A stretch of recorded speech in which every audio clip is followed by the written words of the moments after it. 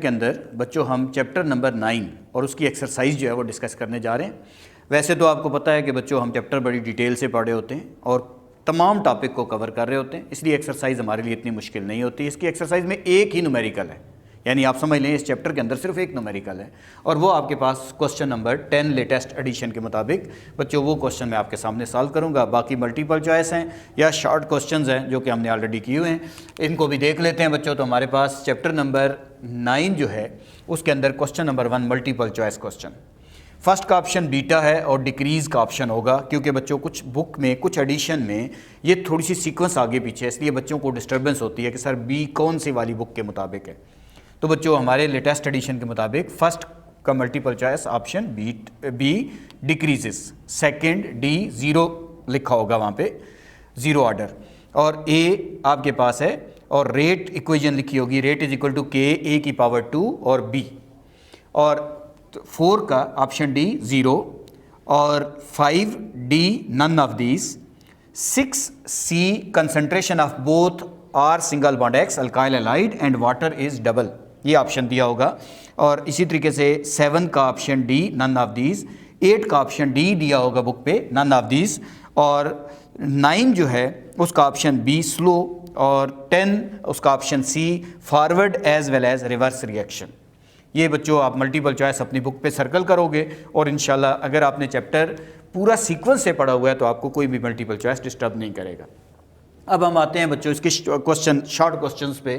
तो question number 2 हमने already पढ़ा हुआ है बच्चों, उसमें क्या दिया हुआ है कि केमिकल काइनेटिक्स क्या है और केमिकल काइनेटिक्स और हमारे पास केमिकल इक्विलिब्रियम, इनमें क्या रिलेशन है। तो बच्चों दोनों की स्टेटमेंट लिखनी है बच्चे ने यहाँ पे, तो इसलिए हमने केमिकल इक्विलिब्रियम की डेफिनेशन भी पढ़ी हुई है चैप्टर नंबर 7 में, और इसी तरीके से केमिकल काइनेटिक्स की चैप्टर नंबर 9 के अंदर डेफिनेशन पढ़ी हुई है।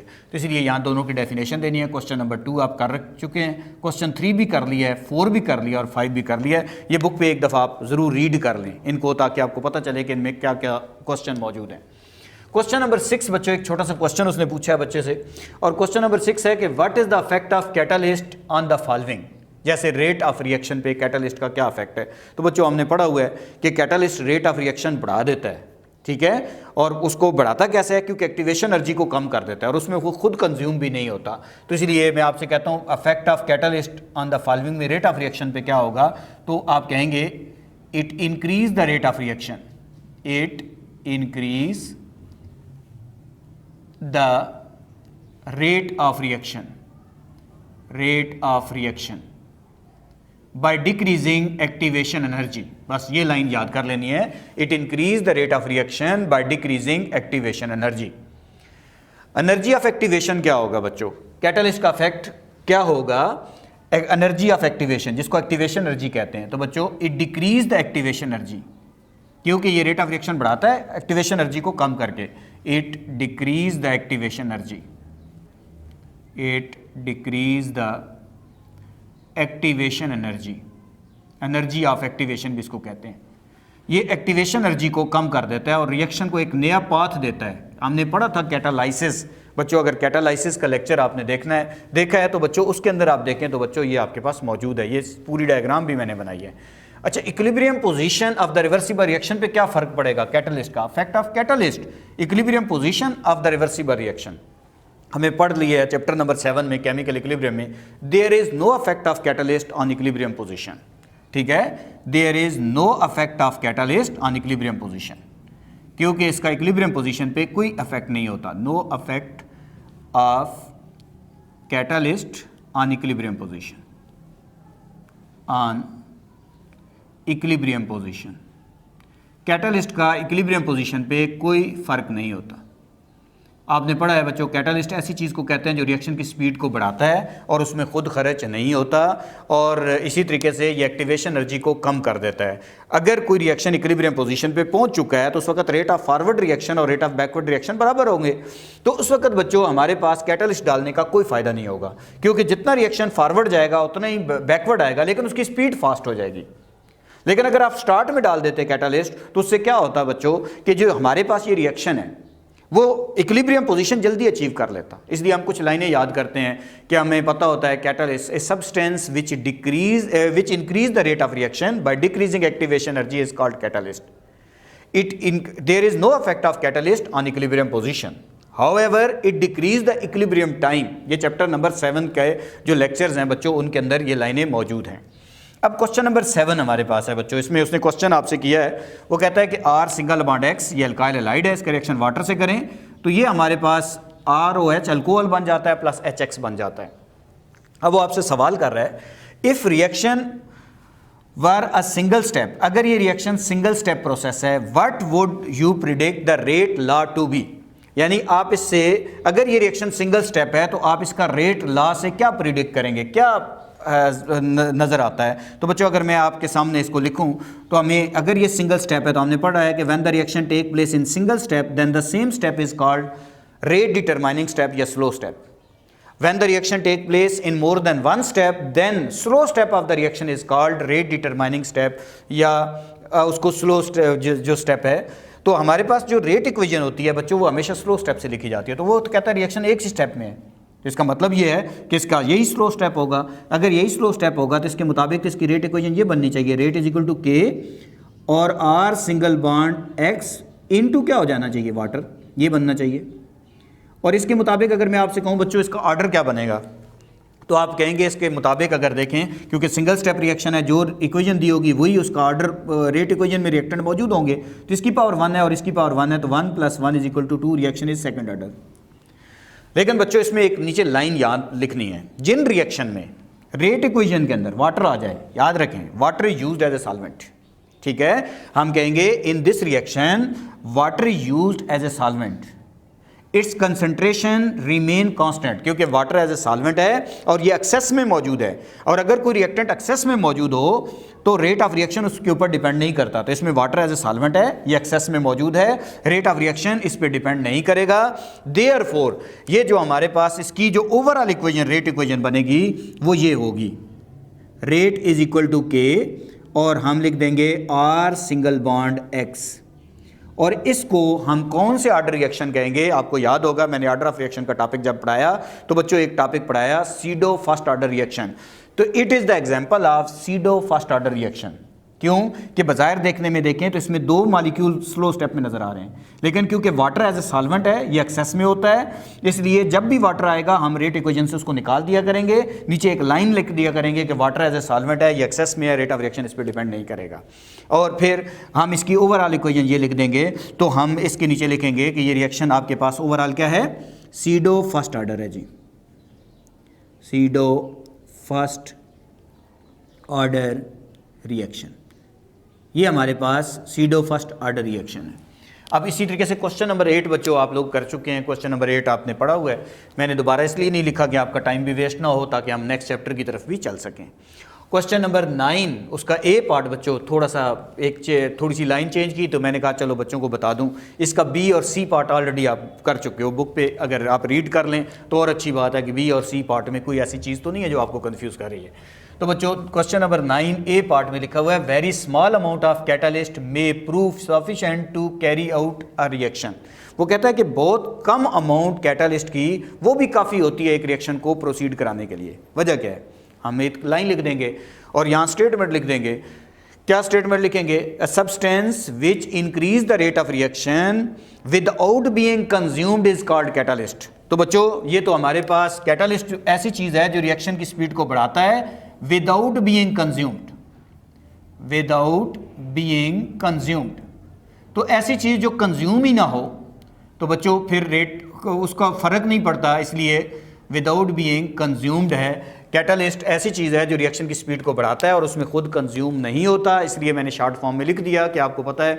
और इसलिए ये जब कंज्यूम नहीं होगा तो बच्चों हमें पता है कि इसको रीसाइकल होके दोबारा catalyst eight the end of reaction उसी फॉर्म में वापस आ जाता है। इसलिए small amount of catalyst reaction के अंदर यूज़ होती है, eight the end of reaction वो वापस आ जाती है, उसमें कोई भी फिजिकल चेंज आ सकता है। जैसे अगर सपोज करें वो पीसेस की फॉर्म में है तो शायद वो पाउडर फॉर्म में मुझे रिकवर हो जाए, ये हो सकता है कि उसकी सरफेस शाइनिंग थी तो उसकी surface at the end of reaction dull हो जाए, लेकिन वो at the end of reaction वापस ज़रूर आएगा।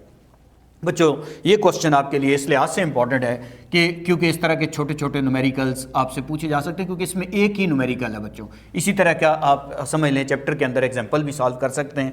अब हमेशा इसमें क्या होगा कि बच्चों जब भी इस तरह का क्वेश्चन आया करेगा तो आपको एक्सपेरिमेंट दिए होंगे, अच्छा, दो रिएक्टेंट जैसे ए बी रिएक्टेंट है, उनकी कंसंट्रेशन गिवन होगी, देखिए कंसंट्रेशन गिवन है, और उनके कंसंट्रेशन के साथ साथ आगे रेट ऑफ रिएक्शन भी गिवन होगा।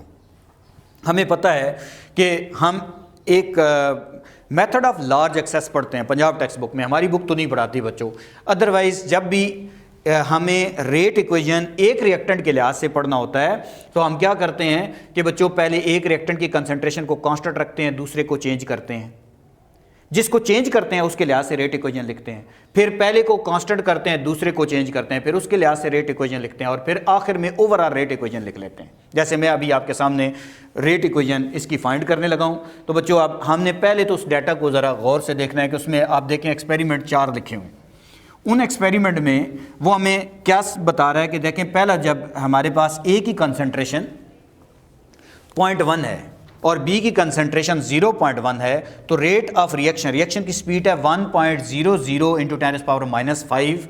ये रेट की हमारे पास स्पीड है उस वक्त मोल पर डेसीमीटर क्यूब पर सेकंड में। अब इसमें इस एक्सपेरिमेंट में सेकंड एक्सपेरिमेंट में उसने देखें ए को क्या कर दिया बच्चों, कांस्टेंट कर दिया, ए को फिक्स रखा है, बी को चेंज कर रहा है। इसका मतलब है जब ए को कांस्टेंट रखा है, बी को चेंज किया तो रेट ऑफ रिएक्शन फर्क पड़ रहा है, देखें रेट ऑफ रिएक्शन चेंज हो रहा है, इसका मतलब है कि रेट ऑफ रिएक्शन बी पे डिपेंड कर रहा है। तीसरे एक्सपेरिमेंट में क्या करता है बच्चों, देखिए तीसरे एक्सपेरिमेंट में ए को जो है वो हमारे पास वेरी कर रहा है, बी को कांस्टेंट कर रहा है, कांस्टेंट मीन जैसे फर्स्ट एक्सपेरिमेंट में था उसी तरीके से बी को उसने कांस्टेंट कर लिया, तो ए के चेंज होने से भी रेट ऑफ रिएक्शन पे फर्क पड़ रहा है। और चौथा एक्सपेरिमेंट जो कर रहा है उसमें देखिए दोनों को चेंज कर रहा है बच्चों, जब दोनों को मैं चेंज करूंगा तो मैं रेट ऑफ रिएक्शन मेजर नहीं कर सकता, मुझे क्या पता कि किसकी वजह से रेट ऑफ रिएक्शन चेंज हो रहा है।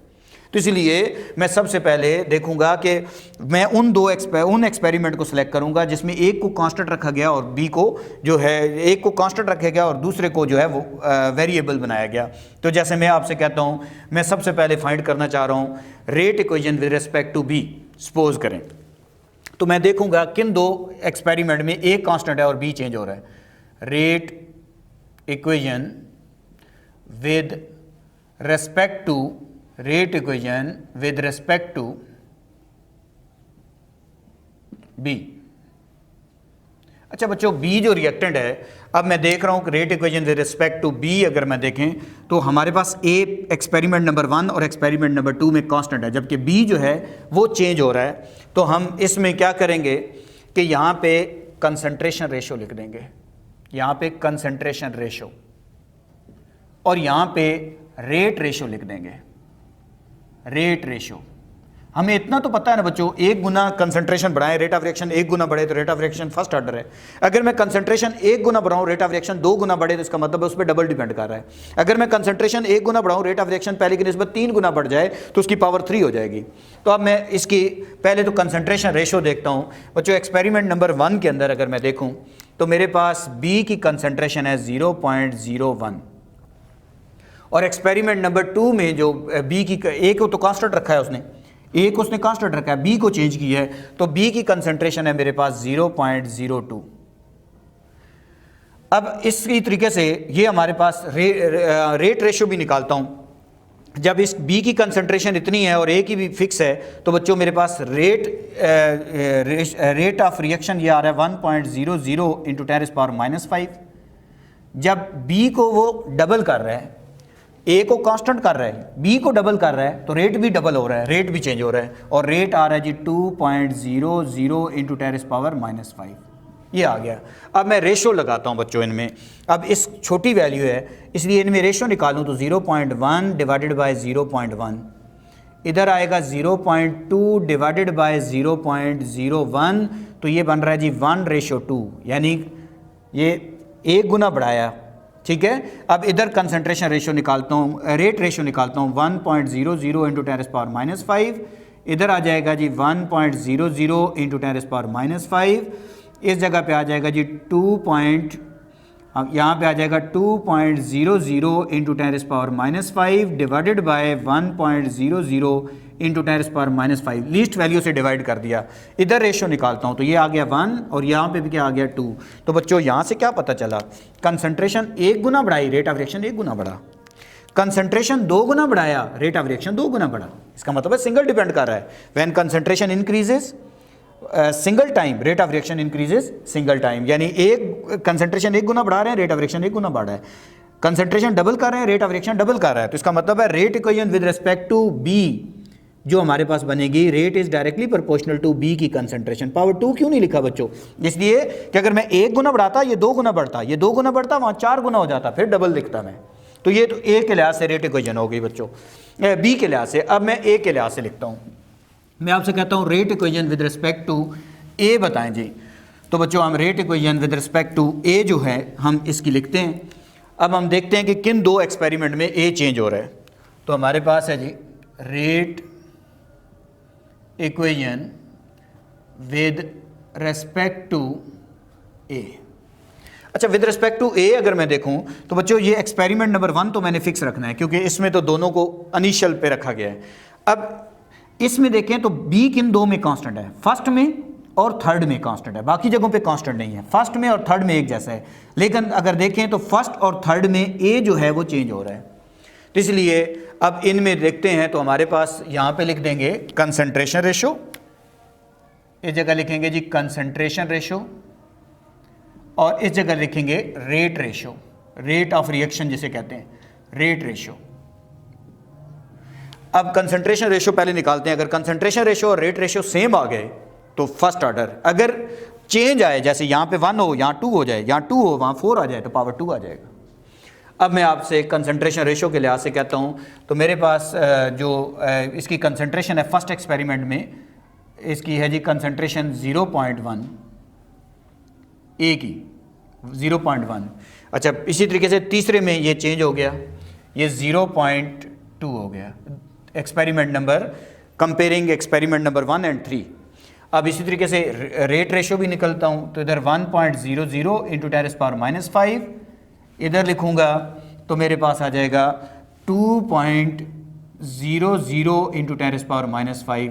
ये एक्सपेरिमेंट नंबर 3 के अंदर है, क्योंकि इनमें 2 में ए जो है चेंज हो रहा है, बी जो है वो कांस्टेंट है। क्योंकि एक को कांस्टेंट रखना होता है और दूसरे की मदद से रेट जो है वो हम मेजर करते हैं। अब हम इनमें रेशो निकालते हैं बच्चों। तो इनमें रेशो निकालेंगे तो 0.1 डिवाइडेड बाय 0.1 और 0.2 डिवाइडेड बाय 0.1, तो रेशो आ गई 1:2। इधर रेशो निकालते हैं 1.00 इंटू 10⁻⁵, इधर भी आ जाएगा 1.00 इंटू 10⁻⁵, लीस्ट वैल्यू इन दोनों में से उससे डिवाइड करते होते हैं, ये 1 हो गया। इधर आपके पास आ जाएगा 2.00 इंटू 10⁻⁵ डिवाइडेड बाय 1.00 इंटू 10⁻⁵, इसको डिवाइड करेंगे तो 2 आता है। यहाँ से क्या पता चला बच्चों? कंसंट्रेशन 1 गुना बढ़ाई, रेट ऑफ रिएक्शन 1 गुना बढ़ा। कंसंट्रेशन 2 गुना बढ़ाया, रेट ऑफ रिएक्शन 2 गुना बढ़ा। इसका मतलब है rate of reaction with respect to A भी सिंगल है, यानी इस पे भी सिंगल डिपेंड कर रहा है। तो rate equation with respect to A मेरे पास बन जाएगी rate of reaction is directly proportional to concentration of A. Power 2 क्यों नहीं लिखा बच्चों? क्योंकि 1 गुना बढ़ाने से रेट ऑफ रिएक्शन 1 गुना बढ़ रहा है, 2 गुना बढ़ाने से कंसंट्रेशन रेट ऑफ रिएक्शन की स्पीड भी 2 गुना बढ़ रही है, इसलिए सिंगल डिपेंड कर रहा है। तो ओवरऑल मेरे पास जो रेट इक्वेशन आएगी वो क्या आएगी? Overall rate equation for this reaction, ये जो मेरे डाटा दिया हुआ है उस रिएक्शन की ओवरऑल रेट इक्वेशन। तो बच्चों इन दोनों को इकट्ठा लिख दें। इन दोनों को इकट्ठा लिखेंगे तो रेट इज इक्वल टू आ जाएगा के, ए की कंसंट्रेशन इनटू क्या हो जाएगा? बी की कंसंट्रेशन। अच्छा बच्चों, के मैंने डायरेक्ट इसलिए लिख दिया कि प्रोपोर्शनल का साइन हटाएंगे तो कांस्टेंट और इक्वल आएगा। तो ये कौन सा ऑर्डर रिएक्शन होगा? तो आप कहेंगे ऑर्डर इज इक्वल टू, इसकी पावर भी कुछ नहीं है और इसकी भी कुछ नहीं है, जिसकी पावर कुछ ना हो 1 गिवन होती है बच्चों, 1 + 1 2 रिएक्शन इज सेकंड ऑर्डर। तो उम्मीद है बच्चों आपको ये चीज़ तो अच्छी समझ आ गई होगी। अब इसका आखिरी क्वेश्चन जो है बच्चों, जस्ट एक क्वेश्चन नंबर 11 दिया हुआ है, वो है कि जिंक पाउडर जो है उसका रेट ऑफ रिएक्शन फास्ट होता है, जिंक पीस का रेट ऑफ रिएक्शन स्लो होता है। तो हमने surface area factor affecting on rate of reaction में पढ़ा हुआ है कि जिंक पाउडर फॉर्म में यूज़ हो तो उसका सरफेस एरिया बढ़ जाता है, रेट ऑफ रिएक्शन फास्ट होता है। और इसी तरीके से अगर पीसेस की फॉर्म में हो तो उसका सरफेस एरिया कम होता है, रेट ऑफ रिएक्शन स्लो होता है। अगर इसको देखना है तो बच्चों एक वीडियो है factor affecting on rate of reaction, उस टॉपिक को देखें तो उसमें मैंने ये पढ़ा दिया है। तो उम्मीद है बच्चों आपको अच्छा समझ आया होगा।